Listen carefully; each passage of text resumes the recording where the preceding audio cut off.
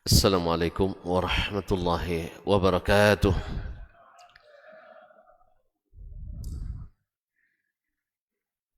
Alhamdulillah al-kabir al-muta'al al-mustabtahi bihamdihi wath-thana'i alayhi kullu amrin zibal. Ahmaduhu subhanahu wa ta'ala bil-ghudwi wal-asal. Ashhadu an la ilaha illallah wahdahu la sharika lah, syahadatan najati fil ula wal ma'al, wa ashhadu anna Muhammadan abduhu wa rasuluh, azimul khisal, karimul khisal, azimul fi'al, sallallahu alaihi wa ala alihi khairi al, wa man tabi'ahum bi ihsanin ila yaumil ma'al. Thumma amma ba'du, fa'usi nafsi wa iyyakum ayyuhal muslimun wa ayyatuhal muslimat bitaqwallahi azza wa jal, rabbil ardi was samawat, fa innahu qad fazal muttaqun. Ya ayyuhalladzina amanu ittaqullaha haqqa tuqatih wa la tamutunna illa wa antum muslimun.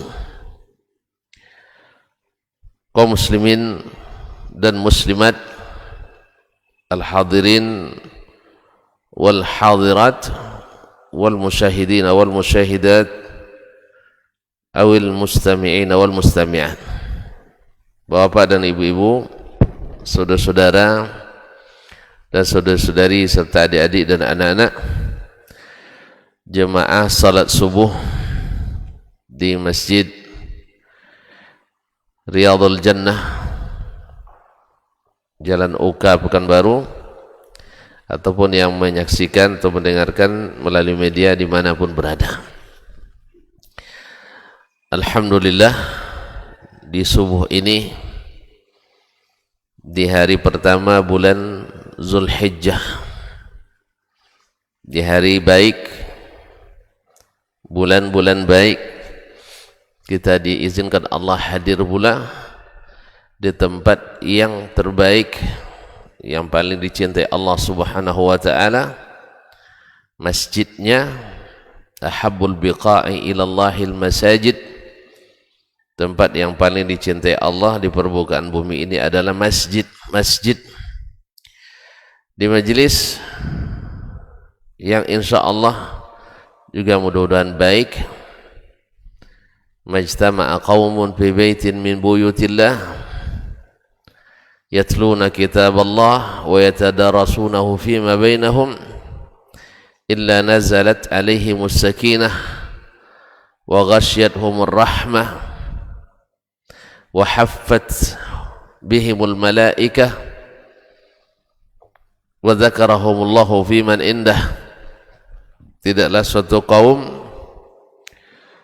duduk di salah satu rumah Allah membaca ayat-ayat Allah dan sama-sama mempelajarinya kecuali turun kepada mereka as-sakinah, ketentraman dan kenyamanan,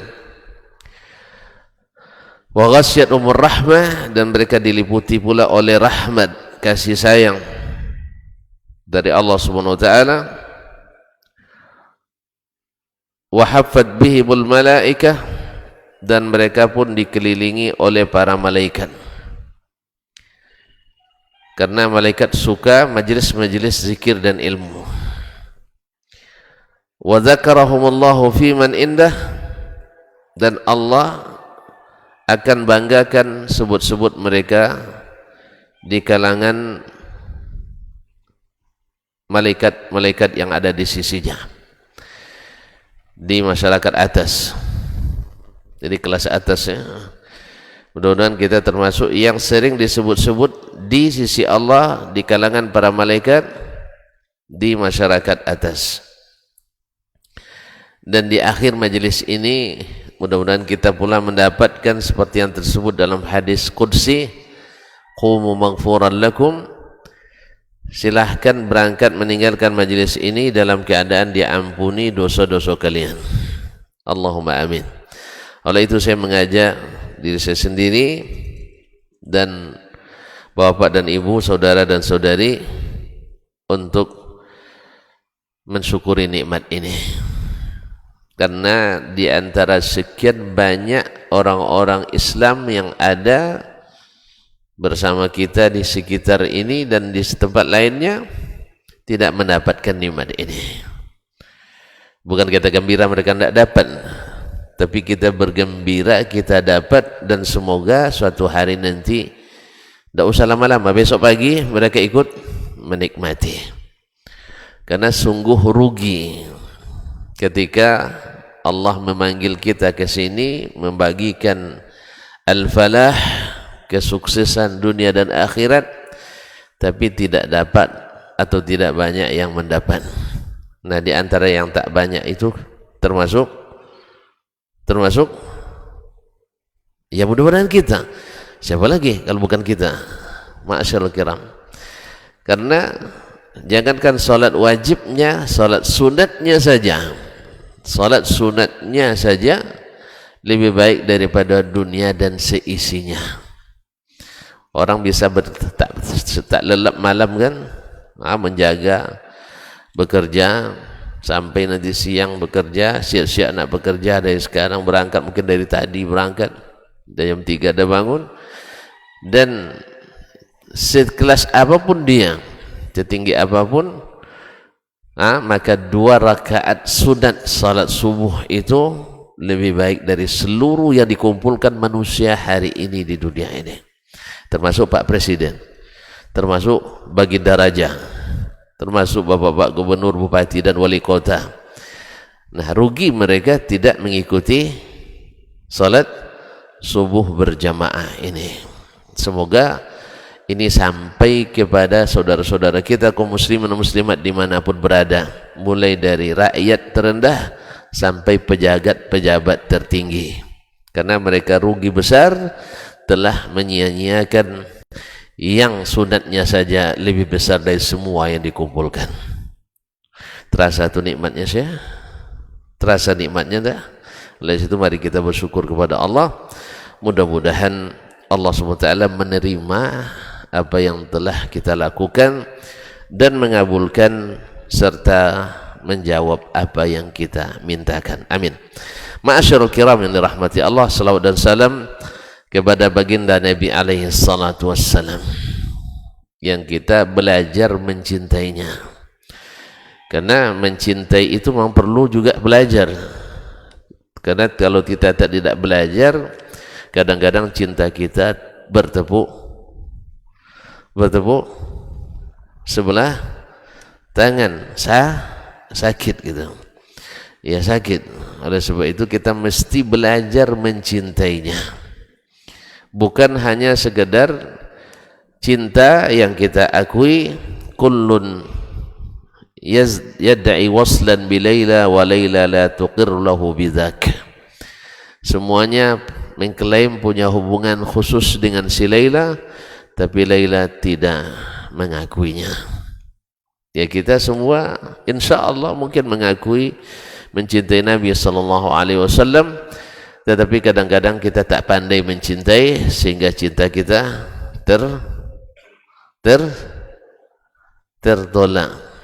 Dan sayang itu tak kita ketahui sekarang, baru diketahui di saat tak ada lagi penyesalan. Oleh itu maka dari semumpung belum terlambat dalam serial mencintai sunnah Rasulullah sallallahu alaihi wasallam ini, kita belajar, dan insyaallah serial dipanjang sampai habis kajian. Saya tidak tahu sampai kapan habisnya, yang penting ini bersambung terus. Ma'asyarul kiram dirahmati Allah SWT.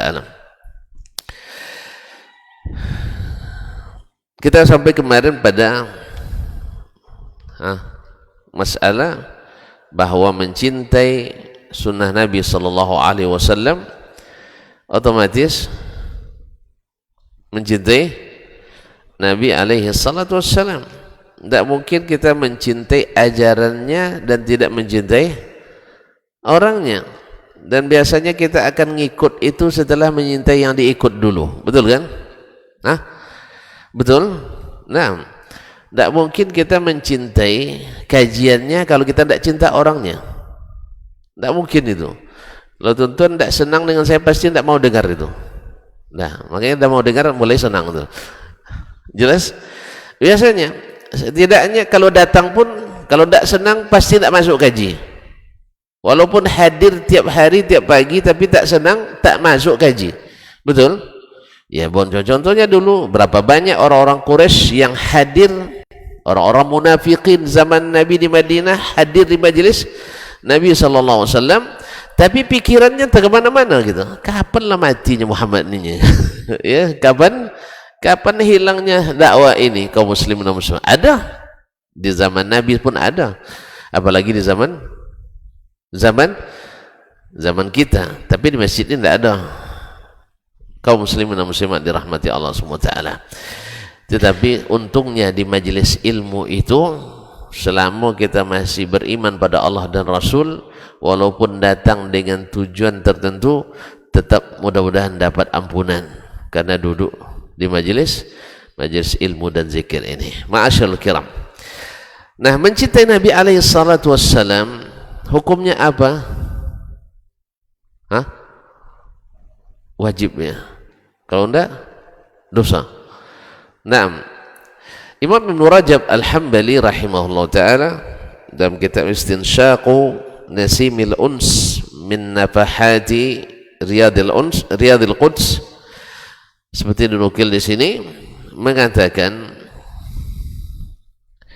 anna mahabbatar rasuli sallallahu alaihi wasallam ala darajatain, bahwa mencintai Nabi sallallahu alaihi wasallam itu dua tingkat, dua peringkat. Ihdahuma fardun, yang pertama adalah fardu, wajib. Yang tingkatan ini tak boleh seorang pun kecuali melakukannya, mesti mencintai Nabi alaihi salatu wassalam. Wahiyal mahabbatu allati taqtadi qabula ma jaa bir rasul sallallahu alaihi wasallam min indillah, yaitu cinta yang mengharuskan, yang konsekuensinya adalah menerima apapun yang dibawa Rasulullah sallallahu alaihi wasallam. Ya, menerimanya. Semua yang datang dari Rasulullah sallallahu alaihi wasallam diterima dengan apa? Bil mahabbati war ridha wat ta'zim wat taslim. Menerimanya dengan penuh cinta, dengan penuh sukarela, dan ta'zim, menta'zim, mengagungkannya, wat taslim, dan menyerah sepenuhnya. Ini wajib ini. Pokoknya tak satu pun yang kita tolak, diterima dengan penuh cinta apapun yang dibawa oleh Nabi alaihi salatu wassalam. Berarti kan tadi mencintai pribadinya harus mencintai sunnahnya. Mencintai sunnahnya, kalau sudah sampai pada mencintai sunnahnya, pasti mencintai Nabi alaihi salatu wassalam. Tapi kalau baru mencintai pribadinya, belum tentu mencintai sunnahnya sallallahu alaihi wasallam. Berapa banyak orang cinta karena fisiknya, berapa banyak orang cinta karena keistimewaan kepribadiannya. Tetapi setelah tahu aturan yang dilakukan di situ, baru rupanya begini di rumah ini rupanya, ya tak? Banyak orang tertarik dengan fisiknya, dengan pembawaan dan karakternya, ya tak? Ternyata ada aturan-aturan di rumah itu yang sebelumnya belum dia ketahui. Terkejut dia, kalau gitu tidak jadi, saya jatuh cinta nih katanya. Tidak jadi. Jadi kaum muslimin dan muslimat dirahmati Allah, bukti dalam sejarah banyak. Ya, orang-orang non muslim hari ini sampai hari ini banyak yang kalau disebut nama Nabi cinta dia kepada kepribadian Nabi. Tapi kenapa belum masuk Islam juga, Pak? Ya, itu kan masalah hidayah katanya. Gitu ya, masalah hidayah. Di antara orang Islam sendiri ramai semuanya mencintai Nabi, tapi kau tidak mau ikut sunnah Nabi, kan belum dapat hidayah. Gitu ya. Jadi mencintai pribadi itu memang lebih mudah.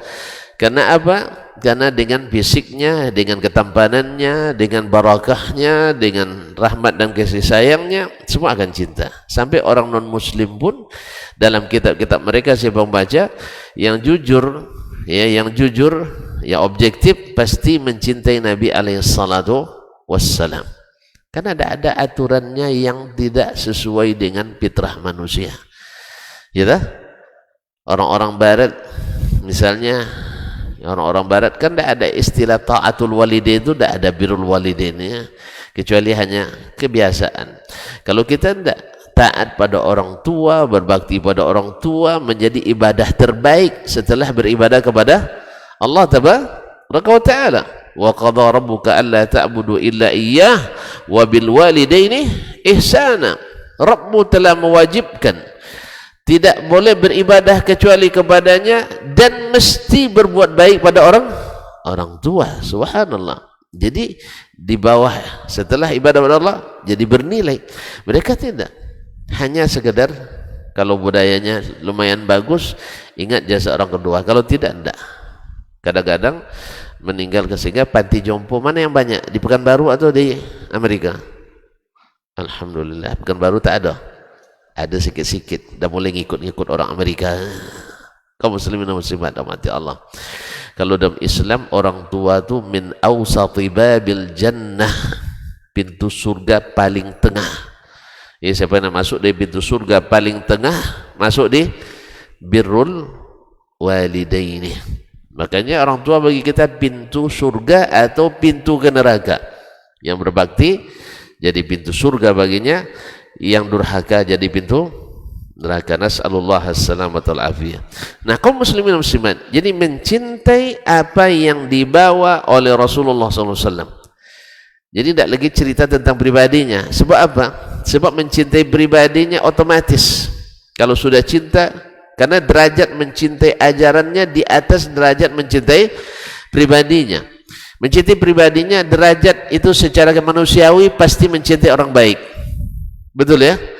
Makanya Nabi ketika jadi orang baik di Makkah, sebelum dia jadi Nabi, sebelum beliau jadi Rasul sallallahu alaihi wasallam, beliau dicintai orang Makkah enggak? Dicintai. Kenapa? Pribadiannya elok, orangnya ganteng, rambutnya sebahu, mukanya bundar, ya tak? Bercahaya, tersenyum, marahnya saja macam tersenyum. Apalagi? Coba bayangkan, marahnya seperti tersenyum. Bayangkan, ada seorang pemuda Inggris baru masuk Islam, dia minta pendapat pada orang-orang di situ, siapa yang harus saya temui ulama zaman ini yang bisa membimbing saya untuk mencintai Nabi sallallahu alaihi wasallam.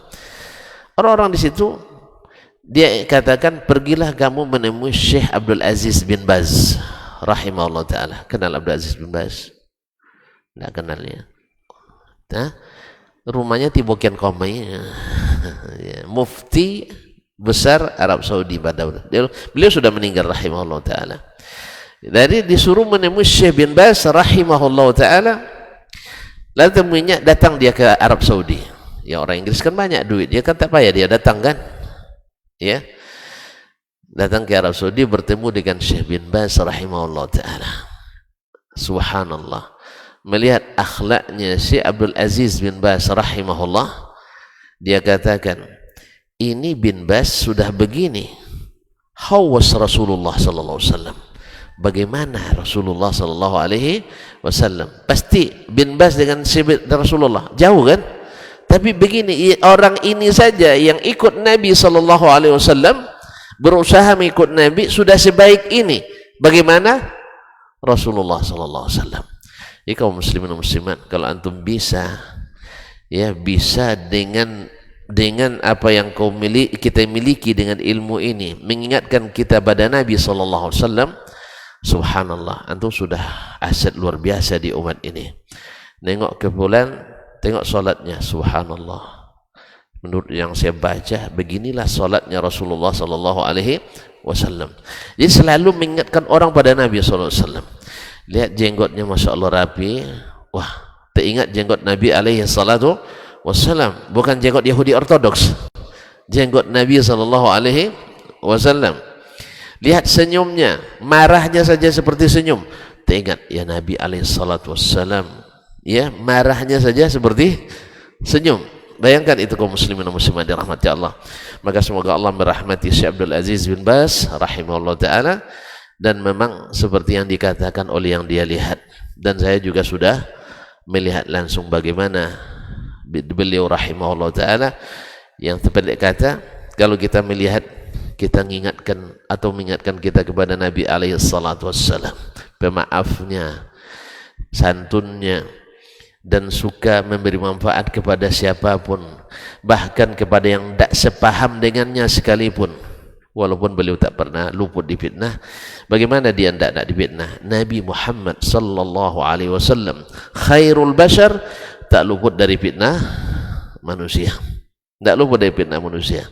Jadi kalau ada yang dengar nanti tentang Syekh bin Baz misalnya begini-begini, ya patutlah, karena sepanjang masa ada juga yang pengikut mazhab Abu apa? Abu Api Abu Jahal. Ada sepanjang masa pengikut Abu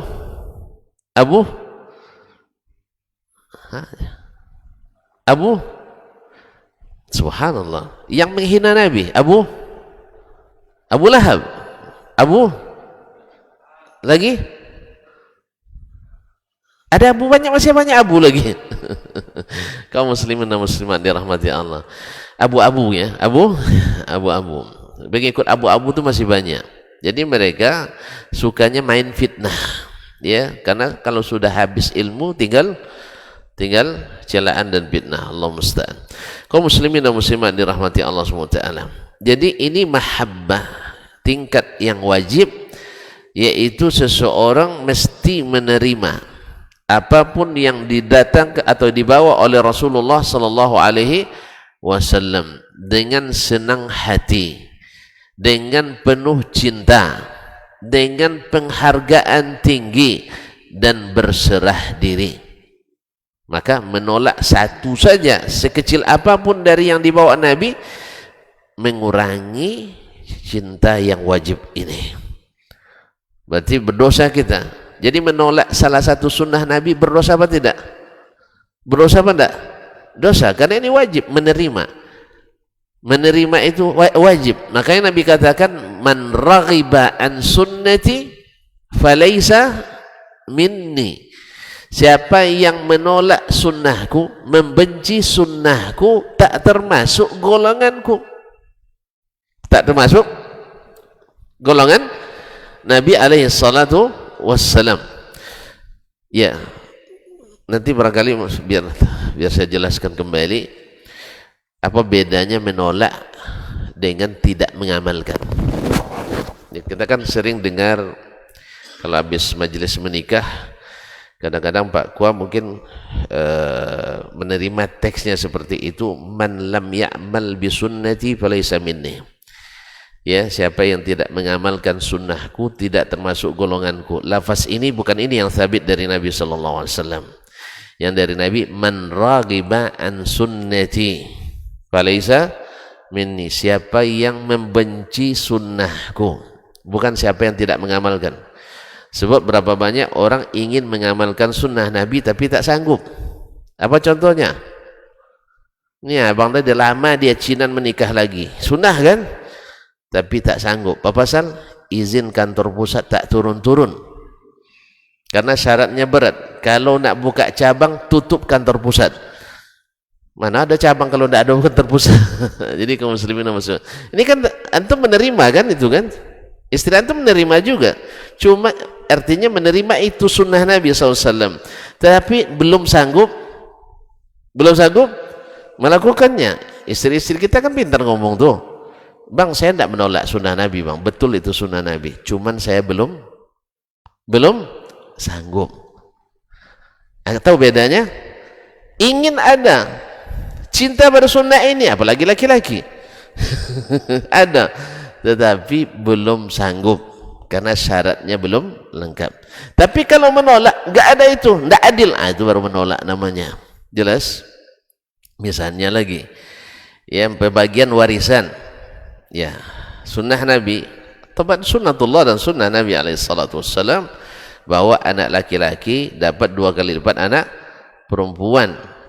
Ya saya menerima itu Ustaz, saya berusaha, tapi hampir perang keluarga gara-gara itu, ya tak? Jadi kita terima dengan senang hati, cuman orang-orang belum bisa mengerti. Jelas? Jelas tak? Dan seterusnya dan seterusnya. Paham kan? Nah, makanya siapa yang menolak, yang membenci sunnahku tak masuk golonganku. Tapi siapa yang belum mengamalkan, ya kita lihat dulu. Kalau karena benci, berarti bukan umat Nabi alaihissalatu wassalam. Tapi kalau karena tidak mampu, walaupun dia mencintai sebenarnya, apa boleh buat. Misalnya saudara-saudara kita, misalnya yang bekerja, yang mengharapkan ya di situ yang dia dapat rezeki yang halal misalnya, tetapi dia tidak bisa misalnya rutin salat berjamaah misalnya, dan belum ada solusi sama sekali. Bukan tak boleh salat, tak boleh pergi ke masjid Riyadul Jannah, musalla di perusahaan boleh, ya kan? Dia ingin pergi ngaji, ingin pergi ke salat berjamaah ke situ, tapi tak boleh. Yang seperti ini kita katakan dia menerima, cuman kondisi belum kondusif untuk melaksanakan. Atau misalnya yang saudara-saudara kita yang di aparat, ya kepolisian, tentara, dia sebenarnya pengen sekali nengok jenggot itu, tapi karena di Indonesia nampaknya anti sekali dengan jenggot. Kalau di barat kan tidak sebenarnya, apalagi di Arab. Ya, tapi sebagian Arab lebih dahsyat lagi ya. Arab yang sekuler lebih banyak. Pengen sekali melihara jenggot, cuman atasannya katakan, Anda tidak rapi. Dia apa? Dia menerima, tetapi belum bisa melakukan. Masih banyak yang lain-lain kaum muslimin dan muslimat. Jadi yang seperti ini kita katakan sudah melaksanakan qadrul wajib, yaitu menerima dengan cinta, dengan ridha, dengan ta'zim, dengan menyerah. Ini adalah cinta yang wajib. Tak boleh satu pun dari muslim dan muslimah kecuali punya prinsip ini. Kemudian beliau mengatakan lagi, kemudian apa yang dibawa Nabi alaihissalatu wassalam, mungkin akan dijelaskan lagi oleh beliau nanti. Yang pertama berita, dan kebanyakan Al-Quran isinya, kebanyakan Al-Quran isinya berita, kisah, baik kisah yang telah lalu maupun kisah yang akan terjadi di kemudian hari. Yang di kemudian hari apa contohnya? Kiamat. Kiamat. Antum yakin tak? Yakin tak terjadi kiamat? Ragu nampaknya. Syekh, yakin tak akan terjadi kiamat? Kok ragu Syekh? Diulang syahadat nampaknya. Kaum muslimin dan muslimat, kiamat pasti terjadi? Pasti. Kapan? Enggak tahu. Nabi aja tidak dikasih tahu.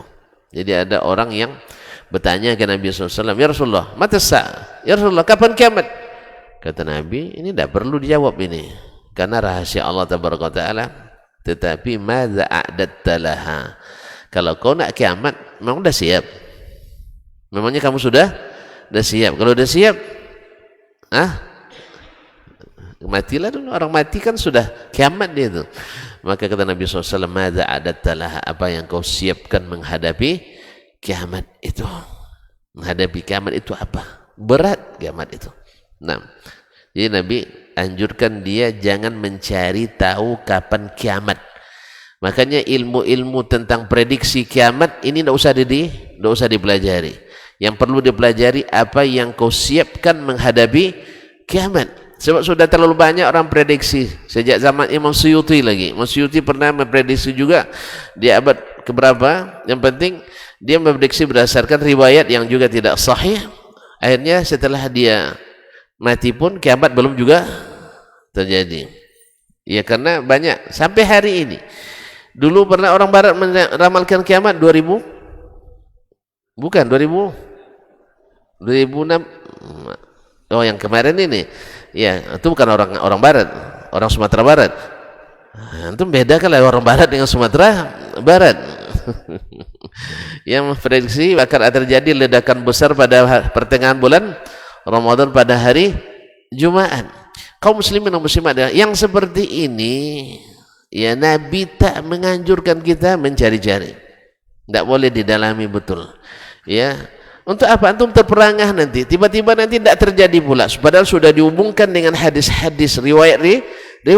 Akhirnya orang tambah hilang nanti kepercayaannya pada kiamat. Oh ternyata nggak benar ini. Ternyata tidak benar. Akhirnya jadi orang ateis kita nanti.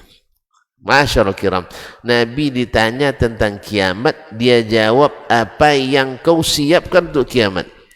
Cuma Nabi juga ketika ditanya, ada juga yang desak apa tanda-tandanya, maka dia sebutkan tanda-tanda dekatnya kiamat ini. Kalau itu boleh dipelajari supaya kita semakin yakin bahwa apa yang dikata Nabi alaihi salatu wasallam semakin banyak. Wallahu musta'an. Jelas ya? Ustaz, menerima berita yang datang dari Nabi sallallahu alaihi wasallam. Jelas? Sebagaimana juga berita tentang alam langit, alam bumi. Terus berita yang paling banyak tentang alam langit atau alam bumi? Alam langit. Karena apa? Kalau alam bumi ini kita bisa periksa. Antum nak cari kandungan airnya, kandungan minyaknya, kandungan gasnya, itu masalah duniawi, teliti, karena bisa analogi. Tapi ke langit bisa pakai ilmu analogi, bisa dinarasikan, bisa diilustrasikan? Enggak. Sebab apa? Enggak berlaku padanya perbandingan. Kalau nak buat penelitian nanti tak akan pernah teliti, sebab tak pernah ada yang dapat lisensi, apalagi sebelum vaksinasi, untuk menembus pintu langit. Ini ketika ada yang nak mencoba pula meninjau ulang autentisitas Al-Quranul Karim, meninjau ulang, otomatis kan harus wawancara dengan Allah Ta'ala. Ya tentang keaslian Al-Quran tentu kembali ke referensi, merujuk kepada sumber yang asli. Al-Quran sumbernya di mana? Di Allah. Allah di mana? Nah, katanya tidak jelas alamatnya Allah, kata. Itu masalahnya. Yang jelas saja tidak sampai, apalagi yang alamat yang jelas saja tidak sampai kadang, apalagi alamat yang tidak jelas. Paham tak? Antum kirim barang ke alamat yang tak jelas, sampai yang jelas saja alamatnya sering tidak sampai. Misalnya jalan Garuda, ternyata Garuda itu banyak jalan Garuda tuh. Di Pekanbaru aja banyak. Ya tak? Jalan, misalnya jalan apa kemarin saya kesasar di Tangerang. Sama-sama Tangerang apa namanya? Tangerang Selatan juga. Terus sesat ternyata ada dua jalan yang sama di situ. Kaum muslimin dan muslimat dirahmati Allah SWT. Ini yang jelas alamatnya. Kalau tidak jelas, lebih tersesat lagi. Oleh itu kaum muslimin dan muslimat dirahmati Allah, antum kalau kirim doa kemana kirim proposalnya? Iya, kemana? Serius ini. Antum merasa kemana-mana, disebar kemana-mana. Ada anekdot, hari itu ada seorang ibu sakit keras anaknya. Ya, sakit keras anaknya, dia perlu biaya 500.000 ke dokter. Uangnya nggak ada. Pinjam tetangga tak ada, betul. Ya tetangga sama juga miskinnya. Yang kaya pelit pula. Ya, akhirnya tak dapat. Akhirnya karena dia masih berkeyakinan kepada Allah, dia kirim surat. Kirim surat tujuannya kepada Allah Ta'ala dimanapun berada. dimanapun berada. Isinya, saya butuh uang segera 500.000 untuk obat anaknya. Subhanallah. Karena dimasukkan ke pos, ke kotak pos dia masukkan, dibaca oleh tukang pos, tidak ada alamatnya. Allah Ta'ala kemana mau ditujukan? Tukang pos juga tidak belajar kan? Mungkin dia belajar dulu Allah ada di mana? di mana-mana. Akhirnya kalau barang hilang dilaporkan ke Pak Polisi katanya. Kantor-kantor polisi, oleh Pak Polisi dibaca surat, ternyata ada seorang ibu dengan alamat lengkap ibunya, ya, bahwa dia sedang membutuhkan dana. Akhirnya oleh Pak Polisi, Pak Kapolseknya waktu itu, dikumpulkanlah uang dari anggotanya. Terkumpullah 450.000. 450.000. Kurang kan? Ya, daripada tidak sama sekali, kurang-kurang lah. Dikembalikan ke ibu itu, dicari dikembalikan. Sampai di rumah ibu tuh dibuka amplop, dibaca, dihitung uang, ternyata 450.000. Akhirnya Pak Polisi tertuduh. Dasar polisi katanya, uang dari Allah pun disunat juga katanya. Allah musta'an. Ini hanya anekdot kaum muslimin. Jadi Allah Subhanahu wa taala memberitahukan, Nabi alaihi salatu wassalam membawa atau memberitahukan melalui Al-Qur'anul Karim yang diturunkan Allah tabaraka taala dan dibacakan Nabi kepada kita tentang berita-berita yang banyak, baik berita langit maupun berita tentang bumi yang telah lalu maupun yang akan datang. Nah, ini satu pun tak boleh ditolak, wajib diterima. Ini iman wajib. Nah, siapa yang menolak baik secara totalitas, secara langsung saya tidak percaya, atau melalui secara parsial, artinya saya terima tetapi maknanya bukan ini, berarti antum lebih pandai menjelaskan tentang berita itu dari Allah dan Nabi sallallahu alaihi wasallam. Sebab Allah berbahasa apa dia sampaikan? Bahasa Arab. Jelas apa tidak jelas? Menjelaskan. Nabi diutus Allah untuk menjelaskan yang kurang jelas atau yang belum jelas.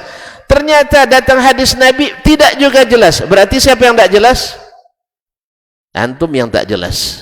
Ya, antum yang tak jelas. Karena Allah berbicara dengan bahasa Arab yang menjelaskan bilisanin arabiyyin mubin. Kemudian diutusnya Nabi sallallahu alaihi wasallam litubayyina lin-nasi ma nuzila ilaihim, supaya kau jelaskan kepada manusia apa yang diturunkan. Ternyata setelah Allah jelaskan dan Nabi sallallahu alaihi wasallam jelaskan dan tegaskan belum juga jelas, berarti antum yang tidak jelas, karena menempuh jalan lain, bukan tafsir Jalalain tapi tafsir jalan lain yang tak pernah dikenal di zaman Nabi alaihi salatu wassalam. Maka menolak berita dari Allah dan Rasul sallallahu alaihi wasallam ini mengurangi cinta wajib kita kepada Rasulullah sallallahu alaihi wasallam. Jelas? Jelas terus? Apa yang jelas? Bahwa Allah sudah menjelaskan, Nabi telah menjelaskan. Kalau tidak juga jelas berarti berarti antum yang belum jelas. Antum yang belum jelas. Maka tolong diperjelas identitas bahwa antum mencintai Nabi sallallahu alaihi wasallam. Yang cinta yang wajib tak boleh dikurangi adalah menerima apapun yang datang atau dibawa oleh Rasulullah sallallahu alaihi wasallam. Karena kalau antum bilang Al-Quran tidak jelas, ni Nabi menjelaskan. Tidak jelas juga, ni sahabat menjelaskan. Jelas tak? Tidak juga jelas, berarti antum yang tidak jelas karena mengikuti jalan yang tidak jelas. Maka jangan ikuti jalan yang kelam-kelam, ikutilah jalan yang terang benderang. Nabi katakan, taraktukum alal bayda, aku tinggalkan kalian di atas jalan yang terang sekali. Bayda, apa makna bayda? Putih, bersih, terang, benderang. Bahkan Nabi tegaskan lagi, lailuha kanahariha. Coba bayangkan, padahal dulu tidak ada lampu ya, tidak seterang sekarang lampu, tapi Nabi sudah jelaskan malamnya saja seperti siang. Berarti kan tidak ada lagi yang tersembunyi, itu sudah Nabi jelaskan. Malamnya saja seperti siang. La yaziqu anha illa halik, tidak melenceng daripadanya seseorang kecuali binasa. Makanya kalau yang sudah jelas oleh Allah dan Rasul lalu kata bilang tidak jelas masih mutasyabihat, berarti antum yang tidak jelas karena ngikuti jalan kelam yang tidak jelas. Jelas sekali. Alhamdulillah kalau gitu selesai gitu. Nah, belum selesai ya, baru qadar yang pertama, cinta yang wajib. Wa adamu, kemudian yang dibawa lagi oleh Nabi selain berita ada perintah. Nah, perintah itu kaum muslimin, malaikat itu kan istimewa. Pertama, tidak membantah. Jelas? Tidak membantah. Sebab mereka coba sekali membantah. Ketika disuruh sujud ke ketika Allah beritahukan akan menciptakan manusia sebagai khalifah di bumi. Kan itu ceritanya. Wa idz qala rabbuka lil malaikati inni ja'ilun fil ardi khalifah. Qalu ataj'alu fiha may yufsidu fiha wa yasfiku ad-dima wa nahnu nusabbihu bihamdika wa nuqaddisu lak. Qala inni a'lamu ma la ta'lamun. Ketika Allah berkata, saya akan jadikan manusia sebagai khalifah di bumi. Nah, malaikat kan heran. Wajar. Kan tujuan Allah menciptakan jin dan manusia untuk apa? Beribadah. Tapi malaikat sudah diberitahu karakternya oleh Allah sebelumnya, wallahu alam, bahwa manusia itu begini-begini, suka menumpahkan darah, suka berbuat binasa. Lah, kan engkau ciptakan untuk ibadah, kok dijadikan khalifahnya orang jahat? Kayak gitu ya, logika malaikat itu. Logika malaikat kayak gitu. Malaikat berpikir enggak? Berpikir, alhamdulillah. Ya, karena dia punya akal. Berarti semua orang yang punya akal mesti berpikir, iya tak? Maka aneh kalau ada yang tidak berpikir, apalagi ulama tak berpikir gitu. Nauzubillah. Kaum muslimin dan muslimat dirahmati Allah. Lalu dijawab oleh Allah, saya lebih tahu apa yang kamu tidak tahu. Untuk itu Allah uji. Wa 'allama Adam al-asma'a kullaha. Diajarkan ke Adam nama-nama yang akan dikelola di bumi itu, seluruh nama. Thumma aradhum 'alal malaikah. Lalu Allah lihatkan kepada para malaikat, pamerkan, sebutkan ini apa nama, ini apa namanya. Thumma aradhum 'alal malaikah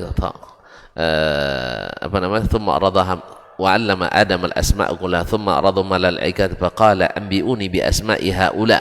In kuntum shadiqin. Kalau kalian benar lebih berat. Kan dia bilang kami ini sebenarnya lebih patut. Pasalnya kami nusabbihu bihamdik. Kami kerja kami tasbih, tahmid, memuji Allah sesuai dengan visi penciptaan jin dan manusia. Kalau ini kan tidak sesuai ini. Maka Allah katakan saya tahu, kalian tidak tahu. Nah, dia belum dibuktikan Allah dengan Adam diajarkan nama-nama yang akan dikelola ini. Lalu tunjukkan kalau kalian benar. Qalu subhanaka la ilma lana illa ma 'allamtana. Maha suci engkau ya Allah, kami tak punya ilmu kecuali yang engkau beritahukan kepada kami. Innaka antal alimul hakim, engkau yang maha mengetahui dan maha bijaksana. Lalu disuruh ke Adam, qala ya Adam mu'ambihum. Adam, buktikan ke malaikat kamu mampu. Tunjukkan nama. Adam lancar. Kenapa lancar? Karena sudah dikasih tahu. Siapa kasih tahu? Allah tabaraka wa taala. Malaikat kenapa tidak tahu? Mana yang lebih mulia, Adam atau malaikat? Adam lebih mulia. Apa dalilnya? Orang berdosa lebih mulia daripada orang yang tidak berdosa sama sekali. Syekh. Orang tak berdosa lebih mulia atau yang berdosa juga? Ada khilaf dalam masalah ini. Dosa diperpanjang ya. Dosa berpanjang. Wallahu a'lam kaum muslimin dan muslimat. Malaikat tentu lebih mulia dari Adam alaihissalam. Tapi kan malaikat disuruh sujud kepadanya. Gimana tuh? Rumit, dosa bikin masalah ini ya. Ini perintah Allah tabaraka wa taala. Intinya malaikat Setelah diberi pelajaran satu kali itu, ketika datang perintah sujud, dia tak bantah lagi. Ya kan? Wa idh qulna lil malaikatis judu li adama fasajadu. Sekarang tak main lagi logika-logika sekarang. Mereka sudah coba sekali memainkan itu, salah. Jelas? Salah dan kalah. Makanya dia katakan ketika datang perintah usjudu fasajadu. Cuman illa iblis. Iblis kan belum dapat imuni tadi. Ya tak? Kan tadi malaikat, dia kan ikut-ikutan aja rombongan. Akhirnya dia pun aba wastakbar, enggan dan sombong. Apa sebab? Ujub tadi. Dia sudah lebih duluan, lebih tua dari Adam alaihissalam. Ya, lebih duluan saya makan kerak dari kamu katanya. Ya, kamu anak kemarin sore. Saya lebih duluan makan garam dari kamu. Nah, kamu ini siapa? Saya lebih duluan, saya lebih tua, lebih senior, lebih hebat, lebih kaya, lebih dan sebagainya. Akhirnya dia sombong. Dan inilah yang diikuti oleh orang-orang kafir semuanya. Sombong tadi. Masa kita ikut orang Arab kadrun? Nah, gini dia. Masa ikut orang Arab yang kadrun? Apa kadrun? Tidak tahu juga. Alhamdulillah. Untung antum tidak tahu. Kalau tidak antum nanti jadi minta carikan sama saya. Ya, sebab ada apanya namanya? Istilahnya ada sugestinya itu, ada semacam apa, bagi laki-laki bagus makan itu katanya, cuman saya tidak bisa makan. Nah, saya tidak bisa makannya.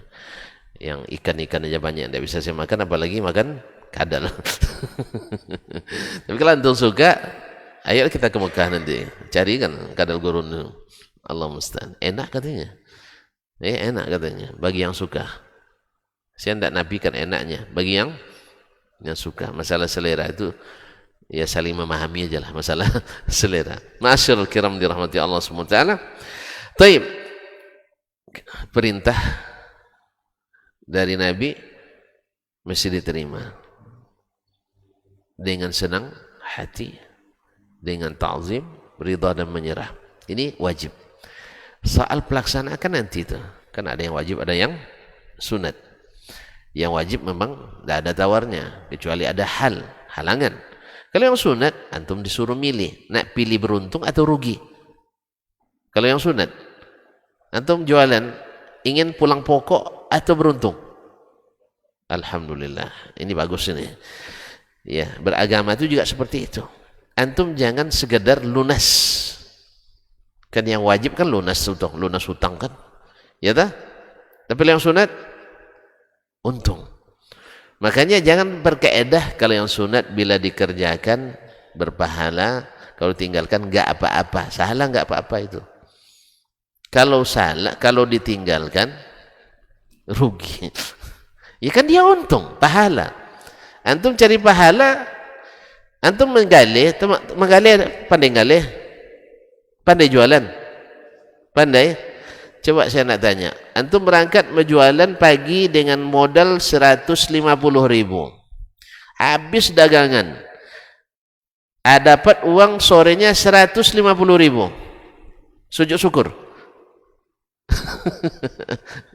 Kurang paham nampaknya.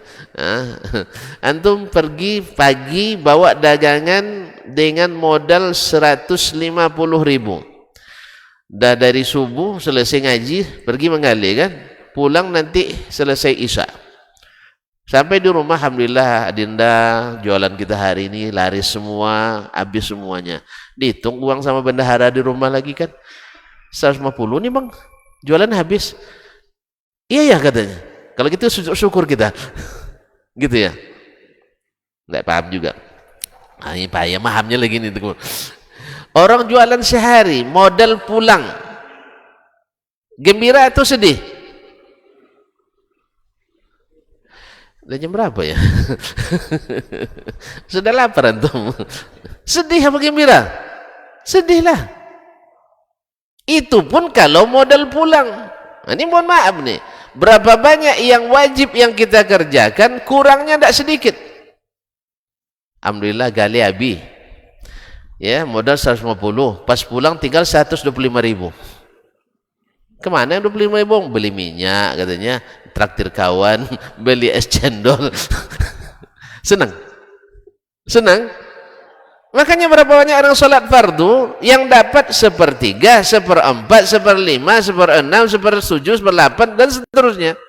Bahkan kadang-kadang dari takbir mulai sampai salam hilang, blank. Tapi kok ikut rukuk sujud juga sama imam? Ya otomatis kan, di samping sujud ya Allahu Akbar tahu dia. Tapi bahayalannya, Masya Allah, dari sejak TK sampai S3 terbayang di situ. Siapa temannya, siapa syekhnya, siapa guru, seperti sebagainya. Assalamualaikum warahmatullahi, assalamualaikum warahmatullahi, astagfirullah. Saya kemana tadi? Coba bayangkan. Apa yang mau dibawakan lagi? Maka disitulah pentingnya kita mencari peluang-peluang untung itu. Jangan tinggalkan yang sunat-sunat itu. Mudah kok. Iya tak? Antum jenggot ni biarkan dia tumbuh, kan tak perlu pakai ini, tak perlu ke salon ni kan? Ada tumbuh biarin aja. Sekali-kali gini-gini ya sambil berpikir ya Allah katanya kan itu. Berikan saya pahala dengan ini. Saya dicaci orang terus ini. Ya, dicaci orang kayak Yahudi ortodoks ini. Allah musta'an. Kaum muslimin dan muslimat yang mati Allah. Atau misalnya ya, celana antum karena lama tidak diganti naik sendiri dia. Cingkrang sen, syukuri aja. Alhamdulillah ya Allah, untung saya tidak dapat ganti. Mau ganti mungkin isbal lagi. Untung antum. Jangan cari tunggu haram dulu baru tinggalkan. Karena meninggalkan yang makruh, untung apa tidak?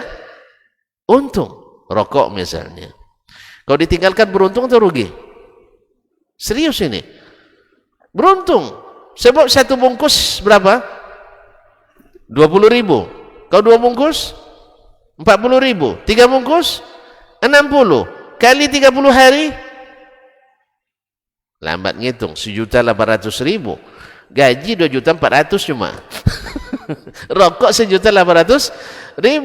Saya yakin ibu-ibu daripada dikasih uang untuk beli rokok lebih senang dikasih uang beli ikan. Sah? Dek, hari ini dek, ternyata merokok itu merugikan. Walaupun menurut Ustaz Dasman makruh cuma hukumnya, tapi saya ingin untung lah. Untung meninggalkan yang makruh. Nah kalau sebab itu, ini uang rokok 60.000, terserah adik lah nak simpan untuk beli baju raya nanti, atau nak tambah uang beli ikan, biasanya ikan lele terus. Nah, sekarang coba lah sekali-kali beri ikan kopi yang tak bertulang, misalnya kan.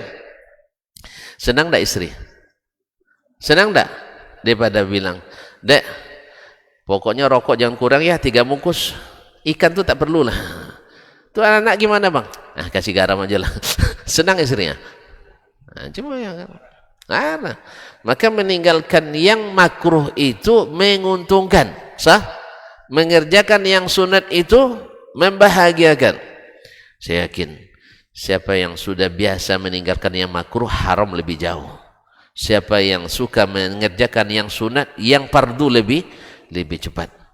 Tapi kalau biasa meninggal yang sunat, yang wajib pun akan mulai disunat. Ya tak? Yang wajib pun akan mulai disunat. Contohlah, mohon maaf, contoh konkret. Antum kalau biasa ke masjid nunggu qamat dulu, tidak solat sunat di rumah ya, baru wuduk setelah qamat, dapat solat sunat? Tidak. Yang wajib aja dah. Akan tinggal kita 2 rakaat, 1 rakaat, kadang tinggal tahiyat saja. Itu pun sambil buru-buru tuh. Allahu Akbar, duduk langsung. Assalamualaikum warahmatullahi wabarakatuh, kata imam. Gara-gara apa? Tidak biasa mengerjakan yang sunat tadi. Tapi kalau antum punya target sunat qabliyah zuhur, qabliyah asar, qabliyah misalnya sebelum maghrib. Kan ada salat sebelum maghrib. Ya, salat dilaksanakan atau tidak. Ma'asyiral kiram dirahmati Allah. Untuk kejar itu, yang wajib pasti lebih ini. Makanya biasakan ngejar yang sunat, insya Allah yang wajib-wajib terasa lebih ringan. Makanya sebelum kita sebelum kita puasa Ramadan kemarin, kan dianjurkan dulu sunat-sunat sebelumnya. Mulai di bulan Rajab bertanam, di bulan Sya'ban menyiram, dan di bulan Ramadan panen. Nah, Nah, di bulan Syawal panen salibu kata orang kita. Tahu salibu? Tak tahu salibu. Antum pergi dulu kursus dulu nanti kayak apa kayak Bang Kinang ya. Apa makna salibu? Tak tahu lagi tuan-tuan. Salibu. Ini tuan-tuan kan sudah di era panen padi itu disabit. Tak ada sisa lagi. Kalau di masa kami dipakai tuai pakai tangan. Tak pandai kan? Rugi antum lahir tahun berapa? Hah? Milenial? Tidak pernah menuai padi? Wih, Masya Allah, sedap sih. Satu-satu tangkai gitu. Lama memang, tapi nikmat. Kalau sekarang tidak sekali sabit, habis ya. Sehingga tidak ada selibu lagi. Itu selibu? Panen setelah panen raya. Masih ada nanti sisa itu bikin apa? Bikin galu-galu biasanya. Galu-galu nggak tahu juga. Ya bahayalah tuh galu-galu. Tidak tahu, selibu tidak tahu. Orang mana memang? Masukkan dalam kamus, saya catat itu. Galu-galu, selibu. Nah. Jadi panen, masih ada panennya lagi. Di bulan Syawal. Jadi ada harapan lagi. Kalau yang panen pertama itu untuk beras dan tampangnya disisihkan ya. Nanti ada bahkan makan apa namanya? Makanan ringan, galu-galu namanya. Emping, tak tahu juga. Antum sudah bahasa Jawa baru tahu. Orang Jawa memang ya. Bahasa Ocu tidak tahu antum.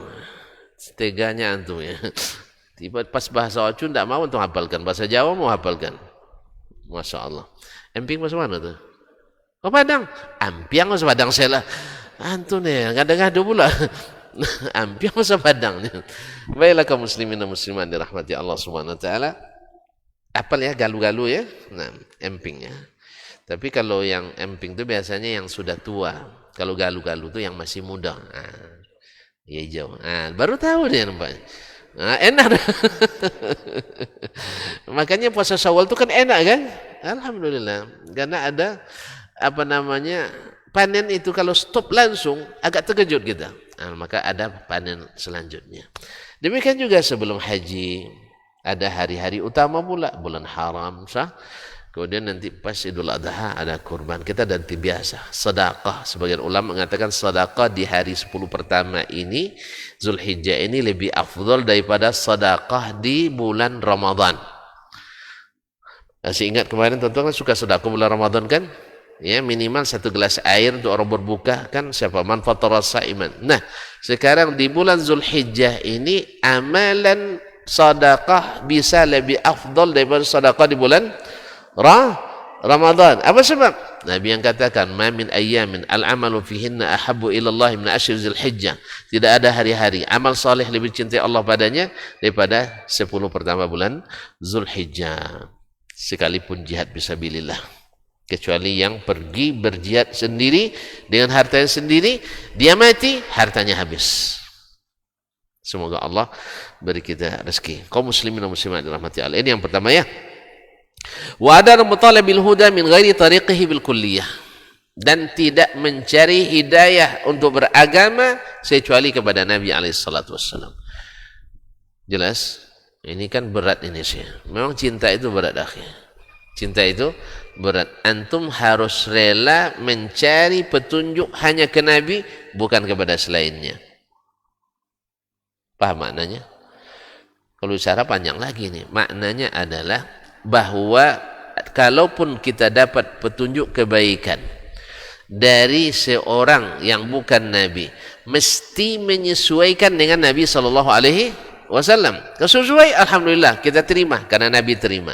Tapi kalau tidak, kita katakan mohon maaf, Nabi katakan ini tidak boleh, maka saya katakan tidak boleh. Misalnya Nabi SAW sudah sebutkan hari raya kalian itu yang lebih baik ada 2, Idul Fitri dan Idul Adha. Lalu ada sebagian yang mengatakan ada hari raya lain lagi selain raya Idul Fitri dan Idul Adha. Kita katakan Nabi hanya katakan hanya 2. Lantung beri alasan ini kan budaya. Nabi juga dulu bertemu dengan budaya orang-orang Ansar sebelum masuk Islam di situ. Lalu dia katakan ini budaya diganti dengan yang lebih baik, yaitu Idul Fitri dan Idul Adha. Berarti ada budaya yang dianulir oleh Nabi, ada budaya yang dianulir oleh Nabi, yang dihilangkan oleh Nabi. Ada apa enggak? Ada. Ini termasuk haji panjang lagi nih. Ada enggak budaya Arab yang dianulir? Apa nama dianulir? Dihapuskan oleh Nabi ada? Apa contohnya? Baru dibilang hari raya tadi lah ya. Baru bilang hari raya itu. Ada hari raya awal tahun, hari raya panen, hari raya ada di masa jahiliyah. Nabi alir enggak. Kita hari raya kita Idul Fitri dan Idul Adha. Jelas? Jelas? Jelas ya? Nah, kemudian di antara yang dianulir oleh Nabi SAW, kebiasaan orang Arab dulu mengangkat anak angkat. Anak angkat itu mewarisi seperti anak sendiri. Maka ini juga dianulir oleh Nabi SAW. Maka adalah dusta orang-orang yang mengatakan Islam itu mengikut budaya Arab. Keliru. Yang benar adalah budaya Arab menyesuaikan dengan Islam. Makanya masuk Islam ke negeri manapun asal sesuai dengan syariat, alhamdulillah, ahlan wa sahlan. Banyak budaya kita yang tidak dianulir oleh Islam.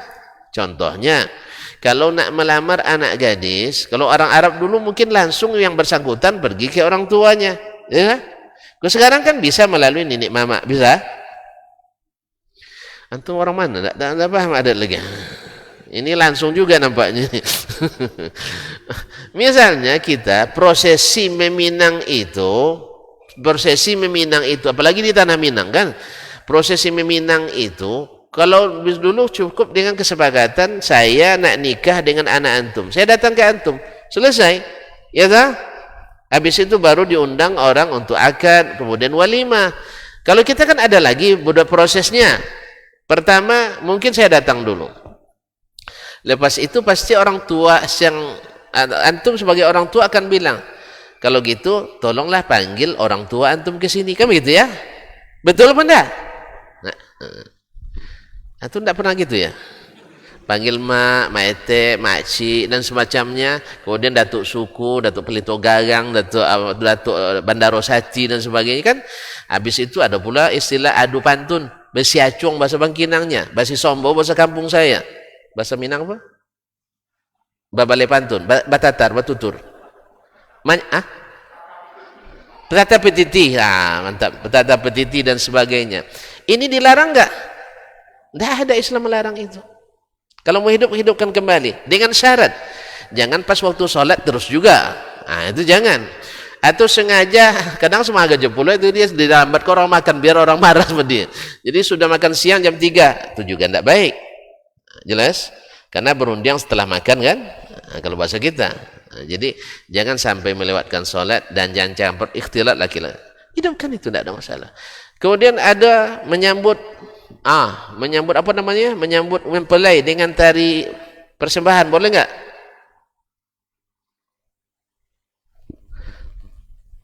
Kok pada diam semuanya? Enggak boleh? Boleh. Asal yang menari bukan yang merayu.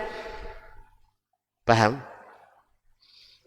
Tidak paham juga. Ini pasal bisa bicara budaya lagi kita. Aslinya tari persembahan itu tari Melayu. Yang narinya bukan gadis. tari persembahan itu bukan anak gadis dulu, Pak. Sekarang aja sudah ada anak gadis. Sebab kiai-kiai sekarang jarang dapat istri 2. Kalau dulu kiai kan banyak istrinya 2, kan tidak perlu nengok anak gadis lagi. Ya, sekarang. Jadi kalau anak hijau tari persembahan anak bujang. Jadi tarinya silat. Bukan malah begini-begini, bukan. Paham? Nah, yang sudah berubah bergeser ini memang tidak boleh. Masa anak gadis nari di depan Ustaz Dasman? Antum yakin? Ustaz Dasman tidak tertarik? Yakin tidak? Ustaz Dasman aja tidak yakin, apalagi antum. Saya tidak yakin, saya tidak tertarik. Macam tertarik nampak. Kaum muslimin dan muslimat.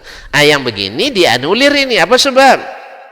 Tidak patut perempuan tampil di depan laki-laki yang bukan mahram tanpa hajat. Apalagi menari. Hukum menari saja masih ikhtilaf di antara ulama kan. Ya, apalagi perempuan nari depan kita. Jelas? Jelas? Jadi kalau basilik boleh tak? Basilik boleh. Boleh.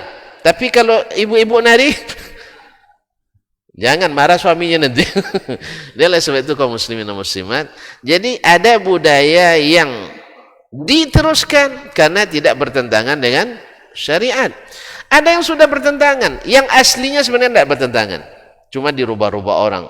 Ibarat kata Pak Tianas Effendi rahimahullah, jadi ada adat yang diadatkan orang belakangan. Ya, sama dulu. Ini mohon maaf. Adat aslinya Melayu itu sebelum penjajahan Belanda itu pengantin pria di depan, pengantin perempuan di ruang tengah. Ya, yang nyiapkan makanan di dapur. Jelas? Tapi datang Belanda, dia mulai pula kita bergeser dari Melayu jadi Merayu. Akhirnya disandinglah pengantin pria sama pengantin wanita. Ini pada ujungnya buat tamu mesti pula bercampur laki-laki perempuan. Aslinya Melayu tidak. Ya. Ustaz berapa umur sekarang? Masih muda nampaknya. Jadi tidak hidup di masa kami dulu. Masa kami tua-tua dulu ya. Jadi lahir sebelum masa Belanda.